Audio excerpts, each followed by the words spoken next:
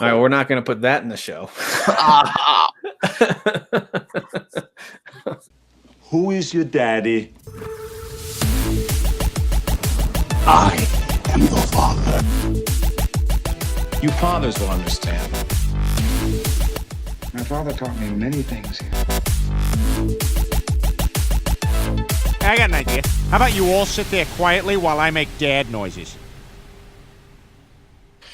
All right, well, let's jump right in because I got some video games to get to later on. And I don't want to spend my whole time talking to you about video games. So can we just... And what are you planning on playing? Can we do this? Can we just get this over with already? Can we just talk and then be done? Sure. All right, cool.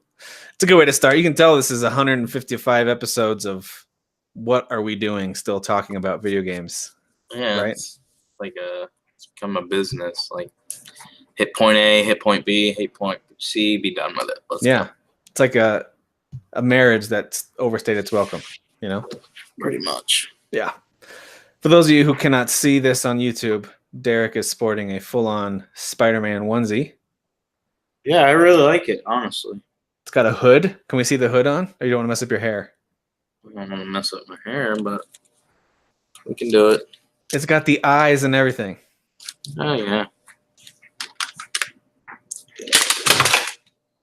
All right, that's going to be the thumbnail for this episode for sure. That's clearly the thumbnail for this episode right there. What? Is you having your hood up. That's good stuff. Yeah, I really like it. It was $8 at Target. Sweet.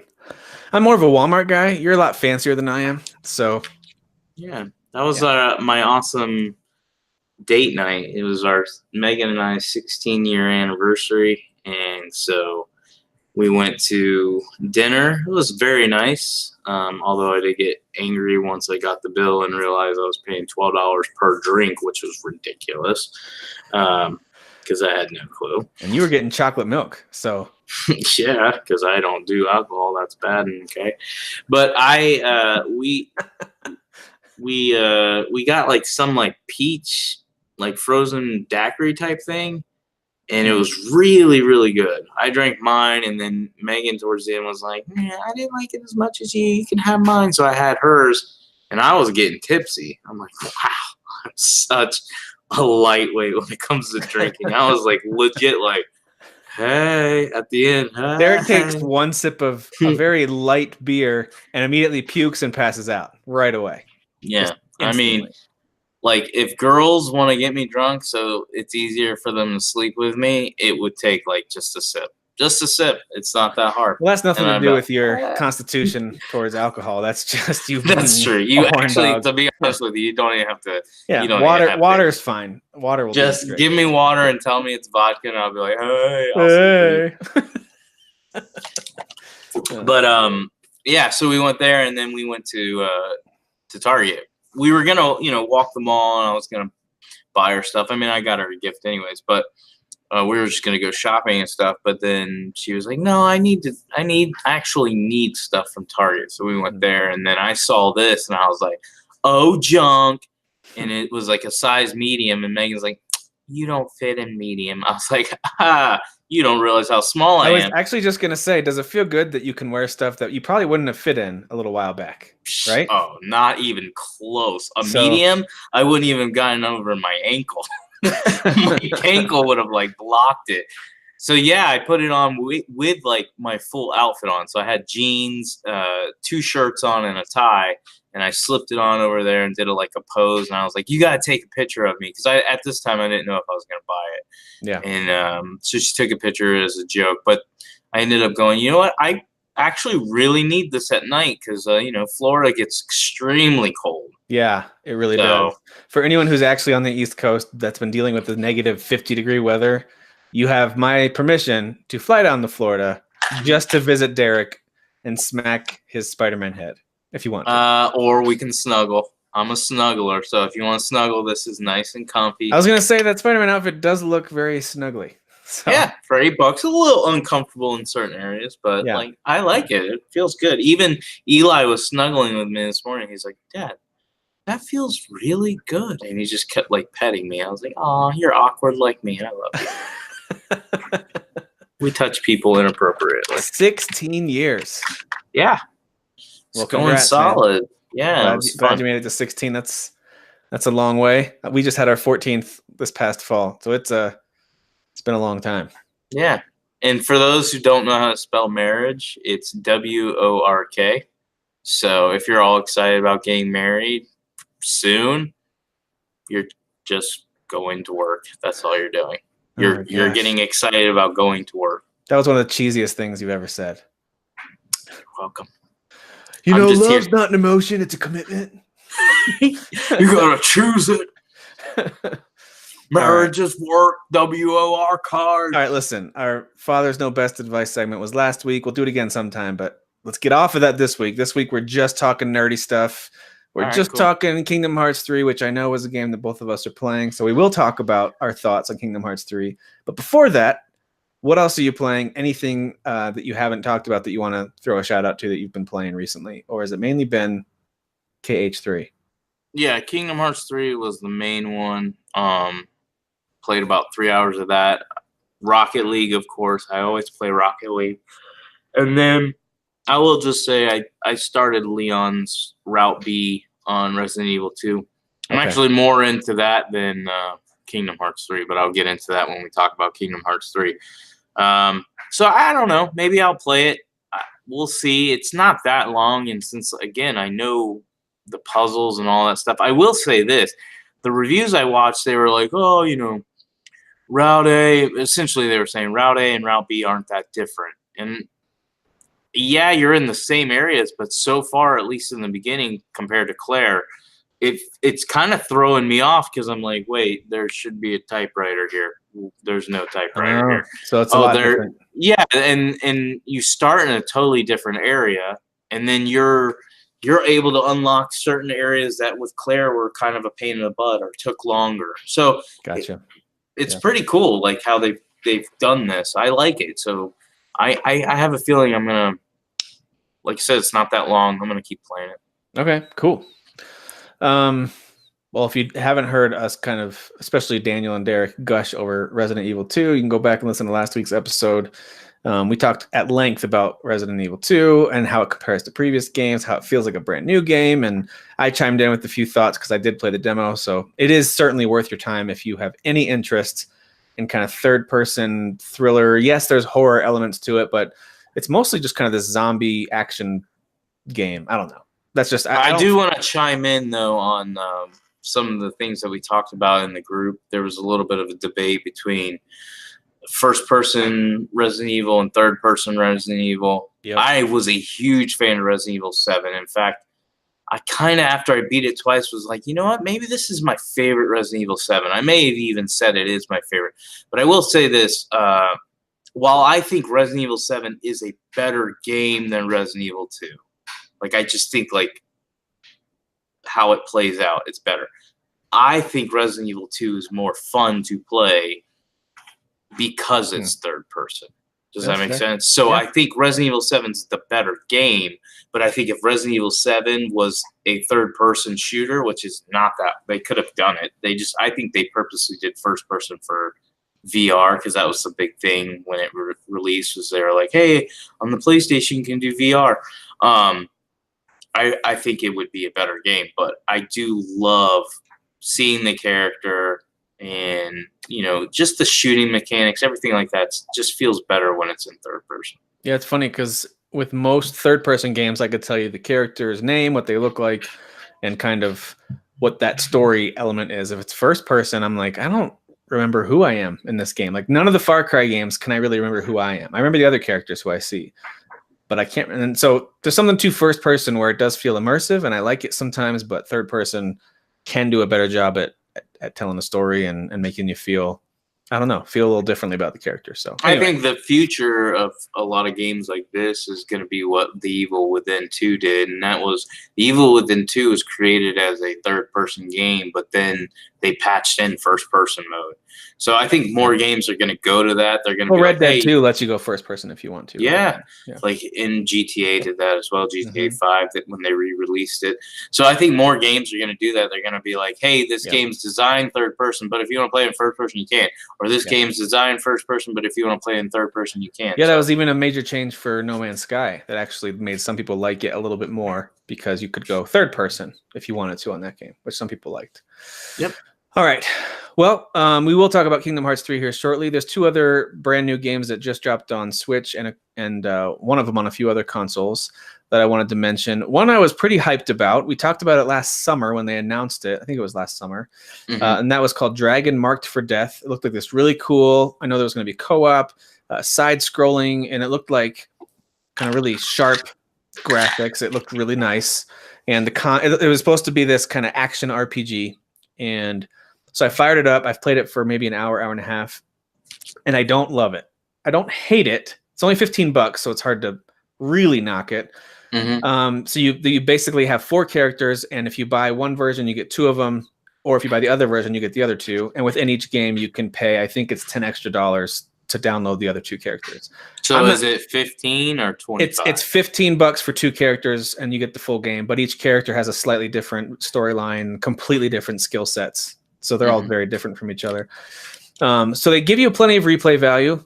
I think it's about $25 if you want all 4 characters. I think that's how much it costs. Even so, it's a budget title. I just don't love the way it plays. After playing stuff like Dead Cells, I know that side-scrolling games can have absolutely perfect combat. And this game is missing a few elements, one of them being the lack of any kind of dodge or counter. And so you do a lot of awkward, like running slowly or jumping, trying to jump out of the way. And that's a bummer because some of the enemies are interesting. A couple boss fights were fun. So I like it. I don't love it. I'm curious to see if maybe I just have the wrong character selected. Maybe other characters can dodge. But anyway, it's fine. It's decent. It has some interesting visuals, but I don't necessarily recommend it for everybody unless you go watch a video for it and it really strikes your fancy. I think the average review score on it is in the high 60s, just right around 70. So it's certainly not in the bad category, but it's also not great either. So there you go. Dragon Marked for Death. I believe that is a Switch exclusive. Although I will say this, I don't mind that release format of, hey, $15 gets you most of the game, or at least half of the game. And if you want the rest, you can buy the DLC. I think Fire Emblem did that as well. I don't mind that. I just wish the game were more fun to play. Okay. The other one I'm playing is something that if you listen to IGN's Game Scoop podcast, they talked about this at length. So I'm playing Wargroove. Actually was playing it a bunch today as well. So this is a fantasy setting for essentially a Advance Wars spiritual sequel, I guess you could call it. It really feels like an Advance Wars game. It's not made by Intelligent Systems. It's made by Chucklefish, the folks behind stuff like Stardew Valley and many other games. But it plays exactly like Advance Wars in that you have bases, you've got cities you need to take over to earn money each round. You use that money to from your barracks, you can then hire soldiers, different types of soldiers. And they've done some creative stuff with it where if you stack your soldiers in certain placements beside each other, you can activate their crit attack. So each soldier has a little rule like, hey, if you have 2 of the same type together, they'll both attack with critical. If you have this soldier beside your leader, your main hero unit, they'll do a critical attack. For the knights, if they move their full capable distance, I think it's 6 squares, and then attack, they get their critical attack. So each one has a rule that you can essentially increase the attack by 50% or so. So they give you some interesting rules in it as well. It is not like Fire Emblem. You have very few named characters. Even your heroes only join the battlefield sometimes. Other than that, you just have units, and they're all disposable. So it's very much more like Advance Wars, where you have a barracks where you are generating more units and sending them out. These battles can take a long time already. I'm only a few hours in. So you have to, there's not, as far as I can tell, there's not a save point, but of course the Switch has a sleep mode. So you can always pause it and put it to sleep and then bring it back up. But I love this game. I think it's really good. I remember last year I talked about this Japanese developed game called Tiny Metal that scratched that Advance Wars itch a little bit. But I quickly, after we talked about it, I stopped talking about it because I started to see the flaws in it. It really wasn't that, it didn't have that same fun and charm. This game does. This game is animated really well. It really feels like a Game Boy Advance sequel. It really it's a great game, or DS sequel, I guess. So if you like Advance Wars, which has been 10, 15 years since the last one came out, then I highly recommend Wargroove. It's only $20. It is on Switch, PC, and Xbox One, and it soon will be on PS4. I can't speak for the PS4 version, but all the other ones, this is stuff I learned from GameScoop, so I don't want to pretend like I learned all this. Okay, I just listened to GameScoop this week, and they gave me they were sharing all this info. But you can play crossplay, Xbox, PC, and Switch. You can play crossplay. You can create maps, and apparently, this is something I learned, Brent. I didn't know this. You can also create scenarios and story beats. Essentially, create your own little mission lines to share with others. So, like if you're on PC and you want to create your own setup for maps and storylines and objectives, and then someone on Switch or Xbox One could then find that and play it. And I believe you could do co-op or versus as well. So they've done some really cool stuff to make sure that folks stay connected and giving the game a lot of replay value. But anyway, I highly recommend it. I think Wargroove is a great strategy game. If you like kind of grid-based, turn-based strategy, I think it's a really good one. And it doesn't feel, at least not yet, it doesn't feel as punishing as Fire Emblem games could be at times. And the story is very light. Skip all they're kind of silly, actually, the little storylines, but you can skip all those and just jump right into the battle. And it's pretty fun. I like it. All right. So those are the other two games I'm playing on the Switch, other than Kingdom Hearts 3, which before we jump into this, I have to admit, I have never played a Kingdom Hearts game past the first area. Yeah. I've tried at least two of them. I feel like I might have tried the DS one at one point. I can't, or maybe it was the Game Boy Advance one at one point. Anyway, I tried the 1 and 2, the mainline ones. Never got through the first area and never quite got my attention. I thought it was just okay, and I wasn't interested. And here's another bummer about the reputation the series has built, and that is that the storyline is nonsensical, crazy, and silly, and off the wall, whatever. And that always kind of made me go, I don't think I want to play this. I like their creative inclusion of Disney stuff from what I've seen. I'm just not interested in playing this. I don't know.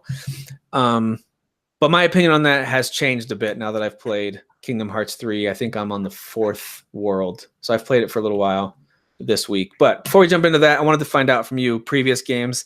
Are you a Kingdom Hearts gamer? Have you played the other games? And if so, how much?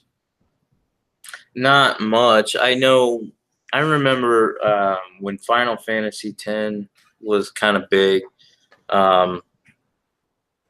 My friend at work told me I had to play it. So I bought Final Fantasy X. When I finally beat Final Fantasy X, I was like this big like Square fan. I was like, well, what else do they got? And so that's when I discovered Kingdom Hearts. And so I bought it. I remember I bought it at GameStop. I think it was pretty cheap at the time.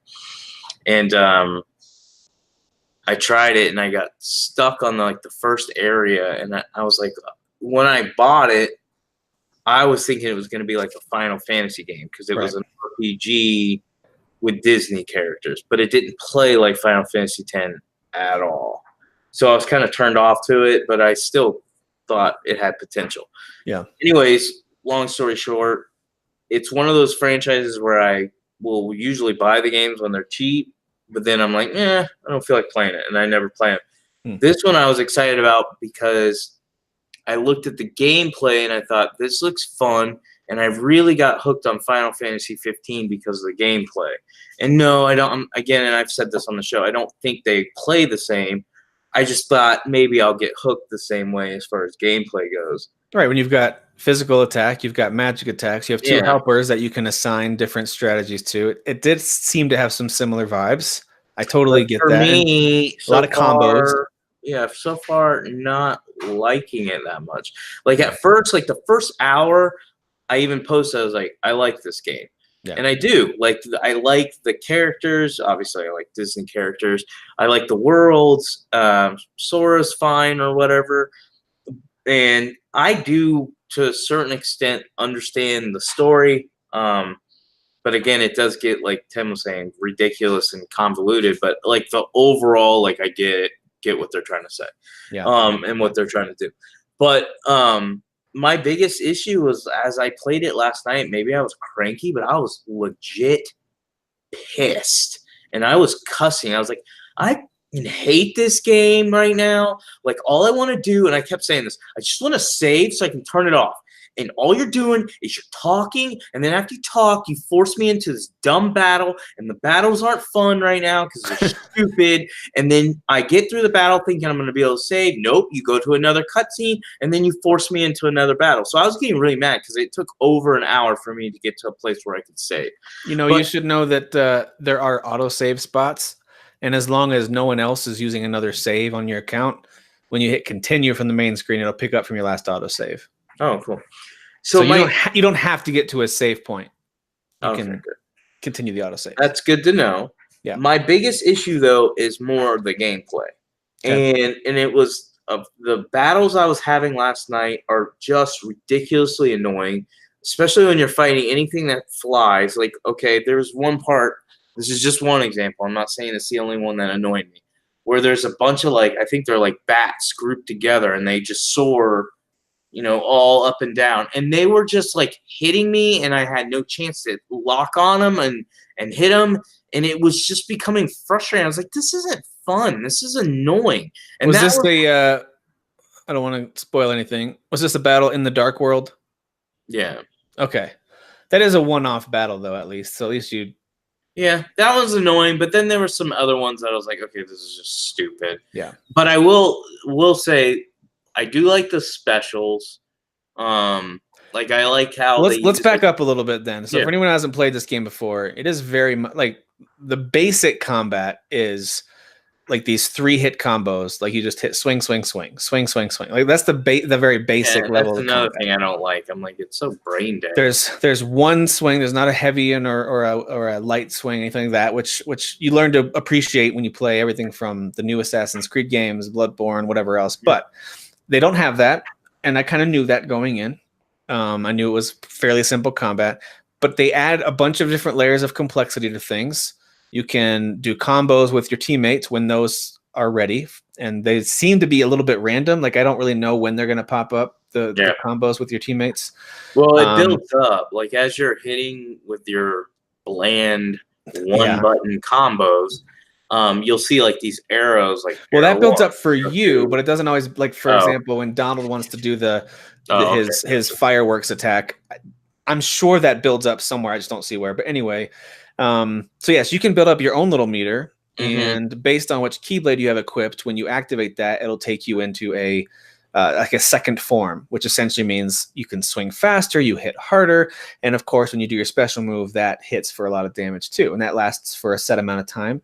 So I'm starting to see some of these layers of depth be added in. And if you charge it up a second time, you get the second level of attack. And a third time, you get the third level of attack. So I'm starting to realize okay, this basic attack, as much as I wish I could do heavy or medium or whatever else, it still is building up these stronger attacks for you. You, of course, also have magic.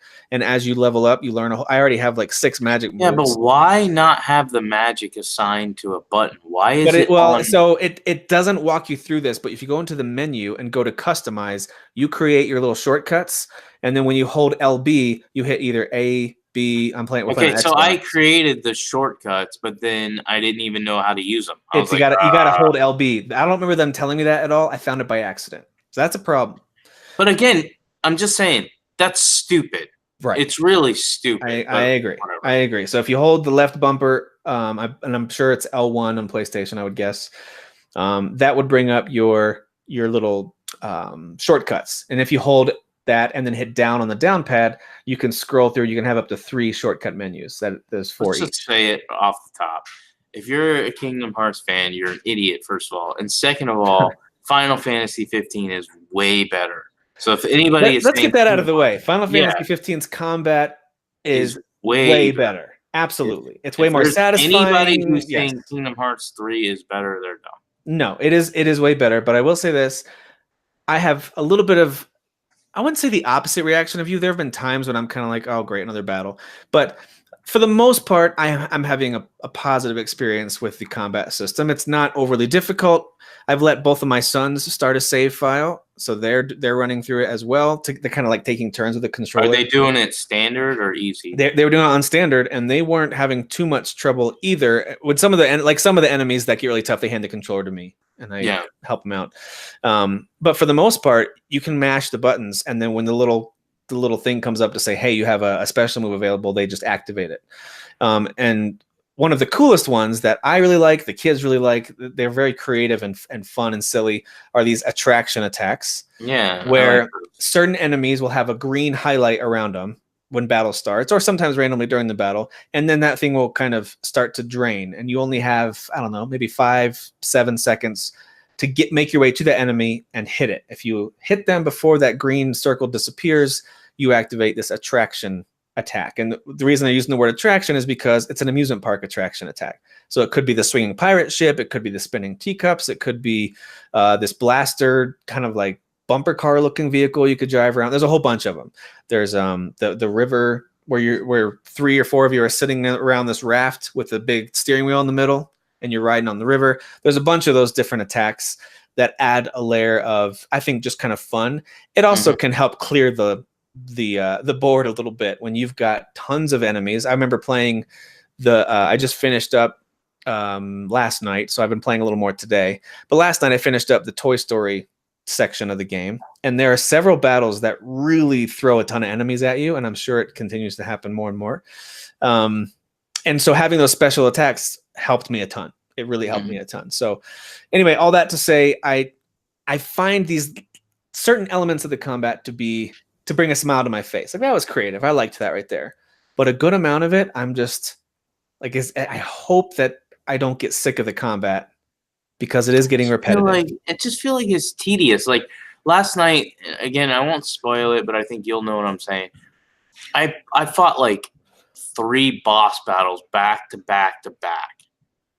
And it was like a Titan, and then it went from a Titan to something else, and then 2 Titans, and then another Titan, and then, And it was just not fun. I was like, dude, this is dumb. And I even died once, and I was like, how did I die? Like, I don't even know what killed me. I was like, this is, and again, maybe I was cranky. I don't know. I had a good night. I just told you I went on a nice date. I had fun. I bought a Spider-Man outfit. I was good. Maybe that's because you're too grown up for a kid game like this. Maybe that's what it is. I don't know, because I've been just cranky towards video games for like the last year, where I'm just like, and it's not, I promise you, I used to think that too, because I was like, I love everything, blah, blah, blah. And then you go on these big groups, and this person would be nitpicking this game to death, and then I'd be like, have you even played it? No. Yeah. And I think people just hate games so they can justify not buying it. Like, Agreed. oh, I'm a cheap ass, so therefore that game sucks, so now I don't have to buy it. So but here's the thing, though. Games, and I'm just not liking it. I totally understand whether it's yourself or someone else who says, I've tried it and it's just not that fun for me. Yeah. On the other hand, this for me has been a very fun, lighthearted game. I haven't really, although I know I sound like I was nitpicking the combat a bit, I haven't disliked it yet. I haven't gotten to the point where I've said I'm not enjoying it. I've enjoyed it. It's been nice, light combat fare, and the colorful worlds are very creative. Yeah, I didn't touch on it, but the game is gorgeous. It looks gorgeous. There's actually a few cutscenes. I've seen 2 so far. I know there's going to be more, where like there's one in particular. It's towards the beginning of the game where it pans through this forest scene, and then it zooms out, and there's kind of this whole landscape of mountains and trees. And I was just stunned. I just couldn't believe how gorgeous it looked. And there's another scene that comes up where there's a video game that's advertised within Kingdom Hearts 3. You'll see that. And again, visuals were just stunning. So they've got some moments, whether it's in the cutscenes or just the characters themselves. You know, if you go to one world, your character design looks one way. In a new world, it looks a different way. All the fireworks and attacks and everything, it looks really sharp. And as far as I can tell, from my experience, it's been running really well. I haven't had any slowdown or anything, and the screen gets busy. I'll say one other thing about the combat, and then I'll move away from that, because I do want to talk about how it looks and some of the creativity pieces. But they do mix up the combat for you, but depending on which world you're in. So, for example, if you are flying between worlds, you're in your gummy ship, so you're essentially in space. Oh, yeah, that's another thing. Can I bitch about that? Like, yeah. So the space feels like during the battles, it feels like Star Fox a little bit, very arcadey. Okay, here's your one track. You can ascend. It's just like a very arcade experience where you can kind of fly around this rectangle area, and enemies are flying into the screen. I have no problem with that, with the battles being like that. That's fine. I don't necessarily need full on, 360-degree dogfights in this game. That's fine. I wasn't expecting that anyway. But then as you're flying between areas, they essentially created this quote unquote open world area for you to explore in your little spaceship. I don't think it's that fun, but I also don't hate it. So it's one of those things where this game is landing for me in a solid, I enjoy it, but will I be talking about it at the end of the year? Probably not. So that's just the way I'm feeling about it right now. It sounds like you're feeling a lot more negative. Oh, I'm definitely more negative on the gummy ships part, especially. Oh gosh, that was what I ended on last night. I was like, oh my gosh, I want to punch this damn game. But no, I think in the end, but you can upgrade your ship. You can completely change your ship. You can build new ships. You can add abilities and powers. Okay. I feel like that's a part that should have been taken out, and they should have just done like a fast travel to the next world. But whatever, if people like it. Apparently, it was in the other games, but it was actually worse. So they've actually improved this, and I was like, this is improved. I think it plays fine. Again, I don't love it, but I think it plays fine. Stupid. I will say, I do think I could end up having fun. Like I said, the first time I played it, I enjoyed it. Second time I played it, I think I only played for like 10 or 15 minutes. So I was like, oh, it's the same experience as the first time. But last night I probably played because I'm 3 hours in, I probably played for an hour and a half, 2 hours. But for over an hour, I was getting pissed. I was like, oh my gosh, I've been wanting to quit this game for an hour. And you just keep doing the same thing over and over, and it's frustrating me. And like I said, I wanted to have fun with the combat. I didn't buy the game for the story. I wanted to have fun with the combat and enjoy the visuals and all that. And the combat is, while you hit on it, there's a few times where I'm like, okay, pulling out that pirate ship, pretty cool. Yeah. Or the one where you like shoot, you're like in a ride and you put like the visor on and then you shoot. Yep. That's all very fun and cool. Well, and let's not forget that we didn't bring this up, but if you hold the right bumper, so I'm guessing R1 on PS4, then you bring up, especially if it's before a battle, as you're entering battle, then you bring up your aiming reticule. I forget what this is called, like Skull Link, or I forget what it's called, but anyway, where you can bring up this reticule and you have until that thing unwinds to use your focus meter to aim at as many enemies as you want. And again, depending on which Keyblade you're using, you will either attack them with some kind of projectile. You could use your warp ability to jump to them and attack, or you could heal yourself if you've got a certain Keyblade equipped. So again, the more I'm talking about it, the more I'm realizing I think they've given me a lot of options with the combat, how to approach it. And I don't use them all the time. I kind of forget about some of them sometimes because there are a lot of ways to approach it. And maybe it's because they made most of the enemies easy and stupid. That's what I want to hit on. Like, I feel like I'm just smashing one button, yet you have this dodge mechanic and all this stuff, and I'm like, do I have to use it? Yeah, you can dodge. Or there are times where I'm like, how did I know I could dodge that? You could spin around any kind of like pillar or pole that is like flashing. You can spin around that if you want to and do some attacks. Yeah, that was cool. I just feel like it's chaotic, and I don't feel like okay, I'm using Final Fantasy 15 as an example, but like Final Fantasy 15 had moments where it was chaotic. But if somebody was about ready to hit you, they gave you like a little bit of a warning so you could do like a dodge or something. This game gives you no warning, which again, they're designed differently, so it's not that I'm expecting them to go, hey, dodge. But my point I'm trying to make is if I'm fighting 27 enemies and you can only hit one at a time, then there's probably a good chance 20 of them are trying to hit me. But I can't even see them, and they'll just randomly come in and rape me while I'm fighting this one. And I'm like, okay, I would have liked to have known so I could dodge or something. Yeah, we should mention this game is rated M for mature. They do rape you if you're not careful. It's the Daniel Furnace version. But it's just frustrating because it's just not fun. Like, I feel like, okay, like, what do you just want me to randomly dodge just to be careful, even though I don't know if I should dodge? That's what I'm getting at. Yeah. Like, there's no like, hey, dodge here because you can actually see the enemy attacking you. Like, even the enemy you are attacking, it's hard to even read their moves because it's usually really fast. So there's no warning. So it's not like, okay, I'll just dodge. Well, I think because they all do have attack patterns. Yeah. Some of them are harder to spot than others. Some of them are just they just swarm you with these little enemies while the big, harder hitting ones are running right behind them. So, yeah, I guess I really haven't had the moment where I've thought I didn't have control over the battle. But that being said, the mechs that they introduce in the Toy Story world, and I wonder if there's going to be that type of gameplay elsewhere. I think you'll like that. Those are pretty cool. There's 3 mech types you can control. They have very simple attacks. And once they run out of juice, you essentially just eject out of them, and you can incapacitate another one and jump in that and navigate that one if you want to. Anyway, those are really cool. The mech fighting is pretty fun, and they even have a mini game that you can go back to and keep doing more mech fighting if you really like that. I think if I'm gonna beat this game, I'm gonna have to like really get sucked into it and beat it soon, because once these other games come out, like starting February 15th, there's no way I'm touching this game. Yeah, we've only got about 2 weeks really of a window before it becomes pretty overwhelming. I agree with that. It's gonna get really overwhelming. But I feel pretty hooked by the combat. Again, not as much as I did with Final Fantasy 15 or Assassin's Creed or a game like Bloodborne, for example, that it took me forever to finally try to give a real honest try. And once I didn't care about the lore. I'm not saying it's not interesting. I just didn't care about it. Didn't really care about the setting. I just loved the way it felt to fight in that game. This game doesn't have that for me, but it has a combination of things. I think the visuals are really pretty. I really do. I think everything from the lighting to the characters and the environments and all the different Disney locales and some of the original locales they've created are so pretty. So I think it's a nice visual experience.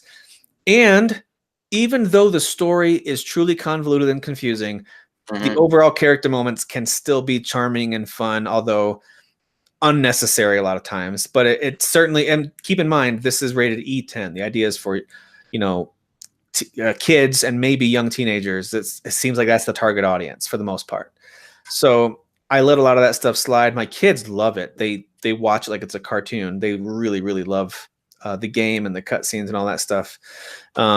So I watched, I forget the name of the company that did it, Suggestive Gaming, I think. They did a 30 to 35 minute, here's what you need to know before Kingdom Hearts 3 thing. And it dives in really quickly, and the guy talks so fast, I had to pause it a few times and scroll back a little bit to be like, what did he just say? Yeah. Here's the premise. If you've never played a Kingdom Hearts game, if you're like me and you've never followed the story, you've always been scared away from it a little bit, here's all you have to know. There's light and there's dark, and they're battling for control. That's pretty much all it is. And the idea is that each of them have this ability at times to split themselves into multiple versions of themselves. And they're either evil or good, somewhere in between. There's really not much more to understand about it. I mean, you could really dive in deep if that intrigues you. I kind of think of it as the same way the Harry Potter storyline ended up going at the end of the Harry Potter series. With the Horcruxes or whatever else, where it got a little bit silly. It's along those same lines where you can split your personality or soul or heart or whatever into these other personas or individuals or bodies. So all that to say, it's not that important. You might just have scenes and lines that you go, I don't understand what they just said. Who cares? You're about to go visit Woody and Buzz and the whole Toy Story crew. And then after that, you're going to go hang out with Jack Sparrow and be a pirate for a little while. So I wouldn't overthink it. I skipped the first 2 games and all the other in-between games. I watched a 30-minute primer on it, didn't understand all of it, and I'm enjoying it. I think the story is fine, if not way over my head at times, but it's fine. I have no problem with it. I don't think it's taking away from my enjoyment. I recommend to folks who are in the same boat that I was in, give this one a shot. If you've got any interest in action RPGs and Square, I think it's good. There's a wide variety of characters, and even though the combat can get tedious, Derek's right about that. There's a pretty good variety to the gameplay and the way you can approach battles if you want to. But if you're an angry person and you dress like Spider-Man, maybe it's just not for you, I'm definitely an angry person right now. So I think overall it's somewhere between good and great. Of course, I wouldn't put it above great, into the amazing category, but it's somewhere in that 7 to 8 out of 10 range for me at the moment in the few days that I've had to play it. And we'll see where it ends up landing over time. I'm not sick of it yet. Sometimes with games, you get to the point where you're like, wow, how many more worlds are there? Right now, I'm like, ooh, I wondered how many more there are because I'm excited to play them all. Right now, I feel excited about it. So right now, I'm loving it. You're not so much, it sounds like. Yeah, it's okay. So there you go. This This game that folks have been waiting for since they were in elementary school, Derek is shrugging off. What a guy. I tried, though. At least I tried. It's true. I would encourage you that if you're truly not having fun with it, just quit and play Rocket League until you don't even have time to play Rocket League in a couple weeks. I mean, I'm going to give it another go. If I get pissed like I did last night, like I'm legit like, okay, I'm not just in a bad mood. I think this game's dumb. Yep. Then I'm just going to go back to Resident Evil 2. And I'll play it until February 15th, which for those who don't know, there's like 3 games I care about coming out that day. And that Exodus and Far Cry New Dawn and actually 4 games now that you mentioned that. So there's Metro Exodus, Far Cry New Dawn, and Crackdown 3 are the 3 games that actually release that day. But then Anthem comes out February 22nd, but I'll have EA Origins, so I'll actually be playing it February 15th. So there's 4 games coming out that day. So I'm not even going to bother going to work. That just sounds like a dumb idea. I go to work. I'm not even going to pretend like I'm working that day. That's so stupid. So I'm just going to take that Friday off. And that's awesome, too. That's also a Friday. So there's going to be 4 games that we can play on a Friday that I think there's a good chance that all 4 of them are going to be good. I know Crackdown 3 gets crapped on a lot, but I really think if you've ever played because of the delay, right? Is that what you're talking about? Delay, but I think also it's a Microsoft. There's a couple of things. The delay hurt it. Microsoft, besides, unless you're Halo or Gears, Microsoft first-party games don't genuinely go over well with a lot of people. And then the other thing is Crackdown 1 was really good. It was like a surprise. People bought it because it came with like a Halo demo or something, Halo 2 or something like that. But they were like, wow, this is a fun game. Then Crackdown 2 came out, and this was my exact reaction too. And I was excited, and I started playing. And I was like, this is not like the first one. Like, they're similar, but it went full Riri. Like, you're fighting like aliens and stuff. I was like, what? That's so offensive. You're so offensive. It is full Riri. I was gonna say retard, so I actually cleaned it up for you. I understand what you were trying to say. Riri. Riri. So, anyways, Crackdown 2 kind of sucked. Right. And so Crackdown 1 was fun. Crackdown 1 was fun. Crackdown 2 was kind of stupid. And so Crackdown 3 was looking good.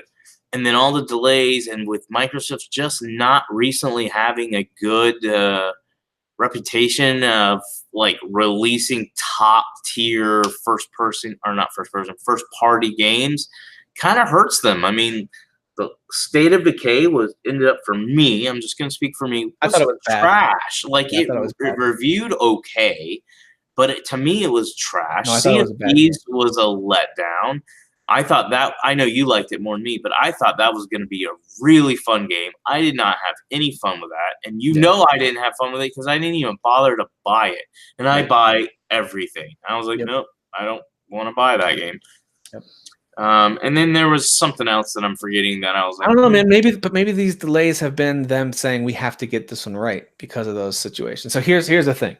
I'm playing a lot of Kingdom Hearts 3, like we just talked about.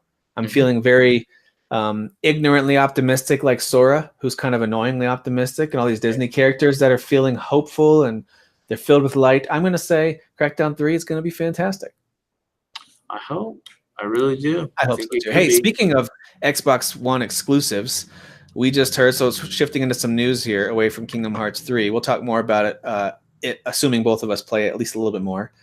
But it was just announced that Zen Studios, who isn't a super well-known development company, they've done a bunch of pinball games.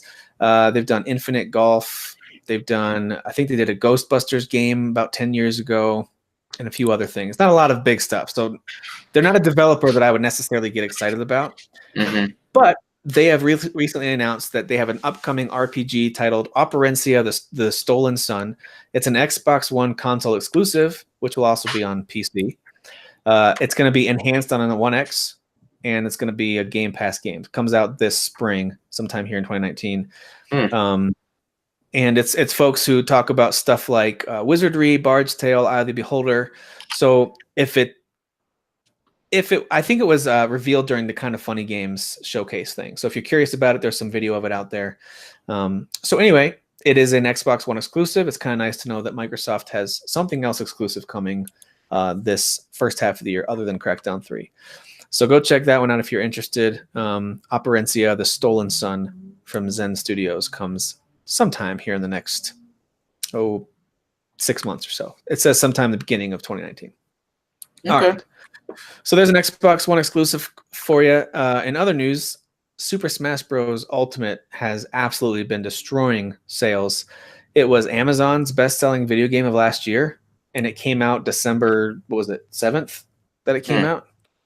It was the best-selling video game of the whole year, just for Amazon, and 5th best-selling game across the whole U.S. That's not accounting for digital sales. So even physical versions of the game was the fifth best-selling game. So that's massive. So I think it's up to 12 million now, according to this report, and that puts it in third place behind Mario Kart 8 Deluxe and Mario Odyssey on the Switch. So it jumped really quickly up that list. I wouldn't be surprised if here in the next few months if it surpasses both of those as the number one selling Switch game. So Smash Brothers is legitimately a console selling IP. I mean, people love Smash. So Yeah. that's been pretty cool to see that they're having a lot of success with that one.